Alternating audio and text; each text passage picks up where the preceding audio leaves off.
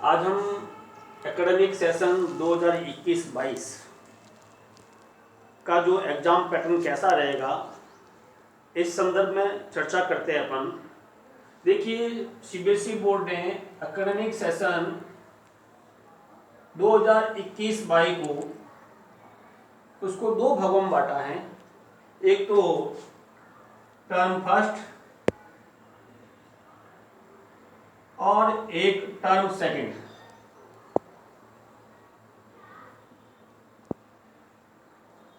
यानी कि class 10th और 12th उसको सीबीएसई बोर्ड ने दो भागों में बांटा है, टर्म फर्स्ट और टर्म सेकंड। टर्म फर्स्ट में 50% सिलेबस रहेगा, पाठ्यक्रम रहेगा आपका। टर्म सेकंड में भी 50% पाठ्यक्रम रहेगा आपका।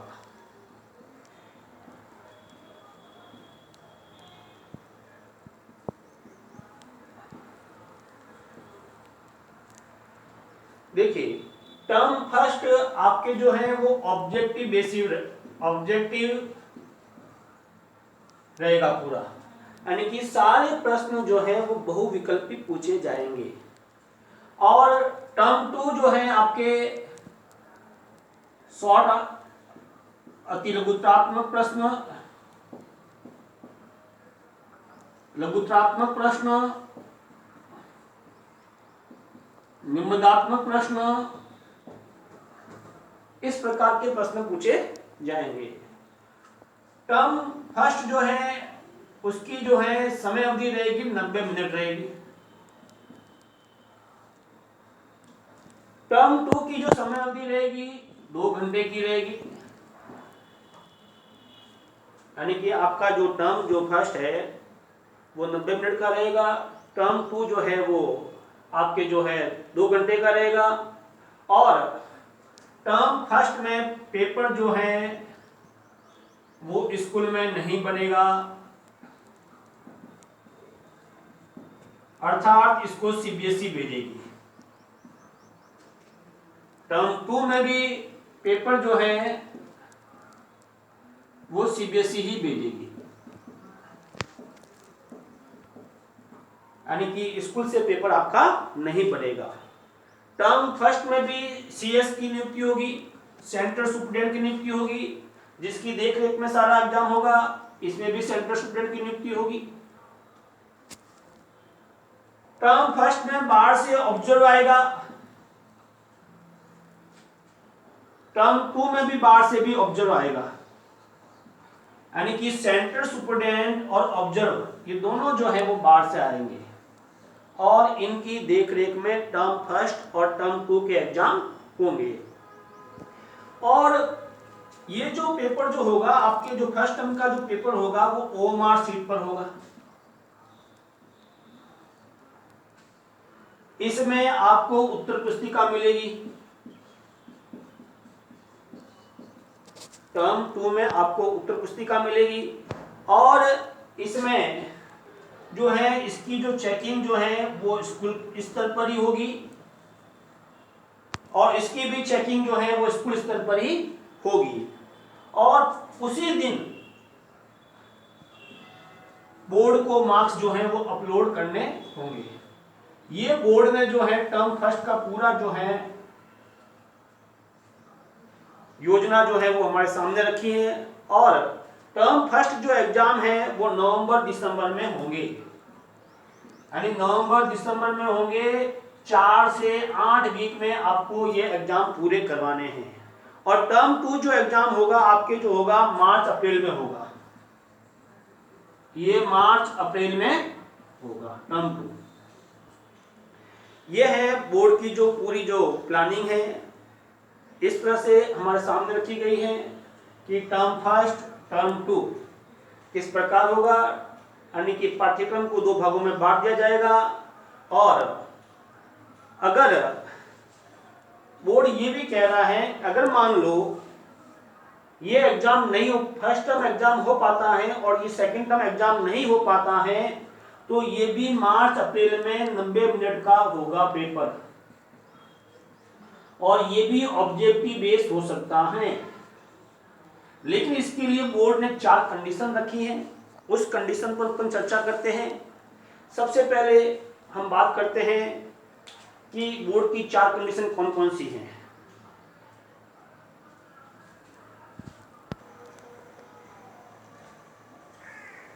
अब कंडीशन ये बनती है कि अगर मान लो कंडीशन सही नहीं है, डिफरेंट कंडीशन है, तो केस नंबर 1 में क्या होगा।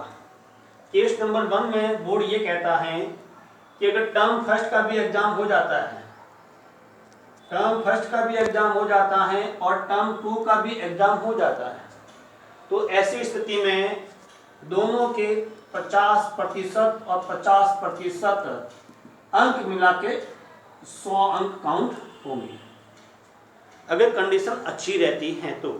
केस नंबर 2, केस नंबर 2 में बोर्ड ये कहता है कि मान लो टर्म फर्स्ट जो है नवंबर दिसंबर में हो जाता है, नवंबर दिसंबर में हो जाता है, और टर्म 2 अगर नवंबर दिसंबर में, ये नवंबर दिसंबर में हो जाता है और मार्च अप्रैल में अगर कंडीशन खराब होती है, कोई नया वेरिएंट आ जाता है, कंडीशन खराब होती है, एग्जाम नहीं हो पाता है, ऐसी स्थिति में बोर्ड कहता है कि मार्च अप्रैल के एग्जाम नहीं होंगे। बोर्ड कह रहा है कि नवंबर दिसंबर के एग्जाम के आधार पर, नवंबर दिसंबर के एग्जाम के आधार पर जो है उस बच्चे को अंक दे दिए जाएंगे, और मार्च अप्रैल में जो एग्जाम होगा वो एग्जाम जो है बच्चों का घर से ऑनलाइन लिया जा सकता है, घर से ऑनलाइन लिया जा सकता है, और उसका वेटेज भी जो है कम कर दिया जाएगा, उसका वेटेज भी कम कर दिया जाएगा। सपोज इसका 70% ले लिया बोर्ड ने और इसका 30% ले लिया बोर्ड ने, अगर ये एग्जाम नहीं होता है। केस नंबर 3,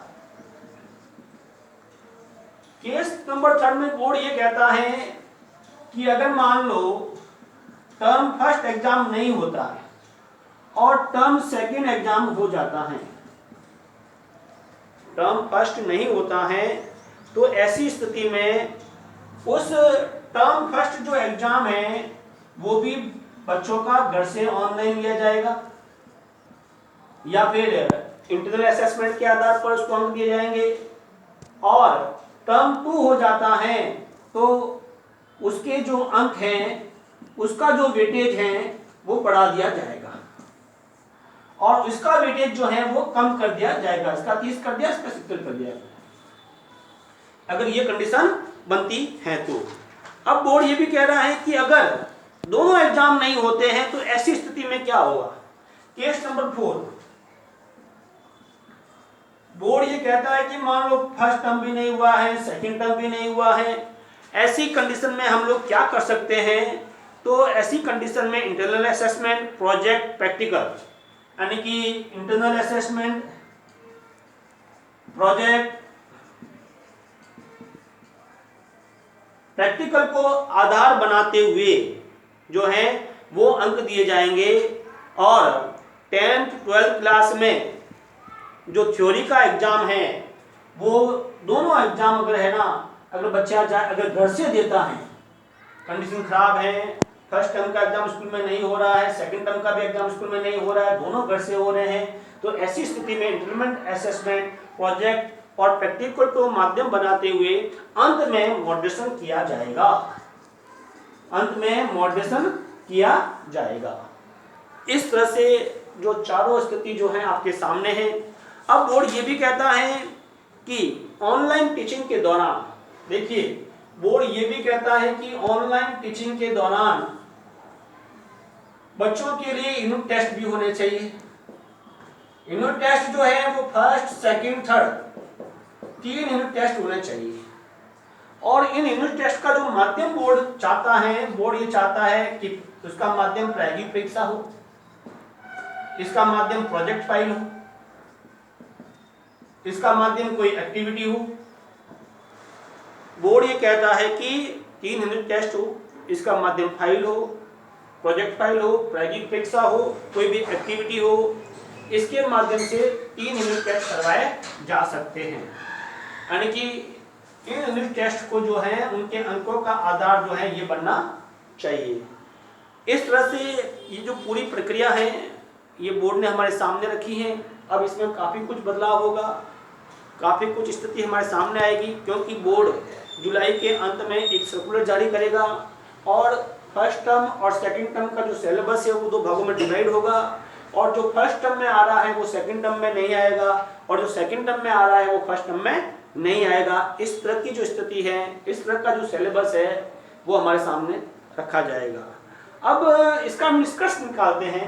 अगर निष्कर्ष तौर पे देखा जाए, अगर हम इसका निष्कर्ष निकालें तो हमारे सामने स्थिति ये बनती है कि बहुविकल्पी जो होगा, बहुविकल्पी जो प्रश्न होते हैं बच्चों के लिए बड़े डिफिकल्ट होते हैं। बहुविकल्पी प्रश्नों में बच्चों को गहराई से अध्ययन करना पड़ता है, जबकि लघुत्रात्मक, निबंधात्मक में बच्चे आसानी से आंसर लिख सकते हैं। लेकिन एक अच्छी बात यह है कि बोर्ड ने एक अच्छा काम किया है कि बच्चों के ऊपर पाठ्यक्रम का ज्यादा बोझ नहीं रहेगा, पाठ्यक्रम का ज्यादा बोझ नहीं रहेगा। अर्थात पाठ्यक्रम को 2 भागों में बांट दिया गया है। इस तरह से जो बोर्ड की पॉलिसी है वो अति शीघ्र हमारे सामने जुलाई के अंत तक स्पष्ट हो जाएगी, और जो ही पाठ्यक्रम हमारे सामने होगा कि बोर्ड ने इसमें कितनी कटौती की है, फर्स्ट टर्म में कौन कौन से पार्ट है, सेकंड टर्म में कौन कौन से पार्ट है, इसके अकॉर्डिंग फिर हम आपके सामने जो है प्रत्येक पार्ट की जो ऑब्जेक्टिव प्रश्नावली जो है वो सामने रखेंगे। धन्यवाद।